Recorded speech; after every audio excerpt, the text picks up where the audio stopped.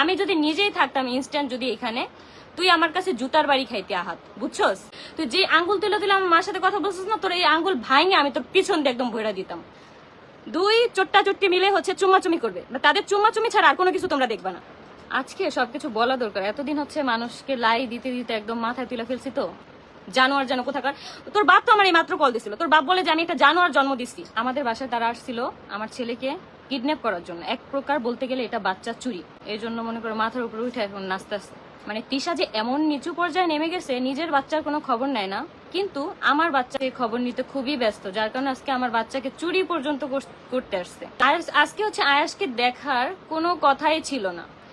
আমার প্রশ্ন হলো যে আমার এখন ডিভোর্স হয়ে গেছে, বাচ্চার বাপ হচ্ছে বাচ্চাকে দেখতে আসবে, অবশ্যই সেটা আমি জানবো, সেটাই স্বাভাবিক। এখানে হচ্ছে শুধু বাচ্চার বাবা আসবে, জ্ঞাতি গোষ্ঠীর সবাই আসবে, আর সাথে হচ্ছে চামচা, 203 জামাই, রাজার বউ মৌসুমী, এগুলো কেন আসবে?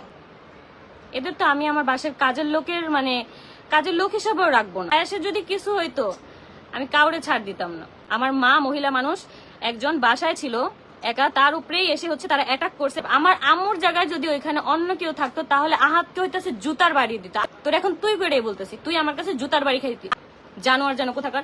তোর বাপ তো আমার এই মাত্র কল দিছিল, তোর বাপ বলে যে আমি একটা জানোয়ার জন্ম দিচ্ছি, কুলাঙ্গার জন্ম দিচ্ছি আমি একটা করে বিয়া কইরা তারপর হইতেছে বাচ্চা এক এক ঘরে হইয়া বাচ্চাদের কোনো খবর তো রাখবেই না।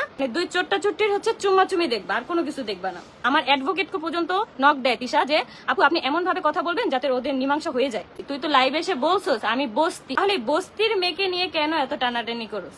কেন এখন কি ভিউ ব্যবসা বন্ধ? বস্তিতে আইসা বস্তির মেয়েকে নেওয়ার জন্যই তোরা টানাটানি করস? আমি ছাড়া কি ভিউ ব্যবসা হয় না? এখন কপালে ভাত জুটে না? ক্যামেরা সেল করছে, ফোন সেল করছে, গাড়ি সেল করছে। মানে আমার ঝামেলা আমি বুঝবো, ঠিক আছে? আমার মা ওইখানে একা বাসায় ছিল, আমার ছোট ভাইটা ছিল, আর হচ্ছে আমার ছেলে ছিল। সেখানে এসে আমার মার উপরে পর্যন্ত হাতাহাতি হয়ে গেছে।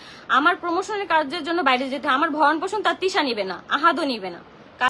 আমার ভরণ পোষণ যদি নিত তাহলে আমি বাসায় থাকতাম আমার ছেলের সাথে। এটা আপনাদের কাছে আমি প্রশ্ন ছুড়ে দিলাম যে আপনারাই বলেন। ছেলেকে দেখতে হলে অবশ্যই তাকে বলে আসতে হবে।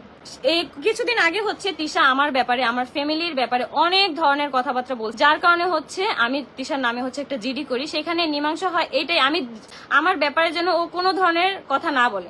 সে ভরণ পোষণ নিয়েও কথা বলছে, আর সে ভরণ পোষণও দিবে। এই পর্যন্ত কিন্তু তারা বলছে তারা ভরণ পোষণ দিতে চায়, কিন্তু আমি নেই না। হ্যাঁ, কিন্তু ভরণ পোষণ দেওয়ার ডেট হচ্ছে 5 তারিখ, কিন্তু আমি তো এবার ভরণ পোষণ নিব। কেন এখন আমার ভরণ পোষণ দেওয়া হয়নি আমার ছেলের? আবার এটাও বলে তার মা এত টাকা ইনকাম করে আমাদের কেন ভরণ পোষণ? কেন তোরাই তো বলো যে তোরা ভরণ পোষণ দিতে চাস। আমি ছাড়া কি ভিউ ব্যবসা বন্ধ যে আমাকে লাগবেই? আমার তো হাজবেন্ডও নাই যে আমার হাজবেন্ড আমাকে ইনকাম করে খাওয়াবে। সেখানে তিশার ভাই আসছে, রাজা আসে কোন ইয়াতে? এই শেষরা ছেলেটা কোন আক্কেলে আসে, কোন বিবেক বোধ থেকে আসে? দলবল নিয়ে কেন আসছে? আমার ছেলেকে নাকি দেখতে আসছে তার বাবা, কিন্তু মানে একবারে নেওয়ার জন্য হচ্ছে আমার ছেলেকে আসছে।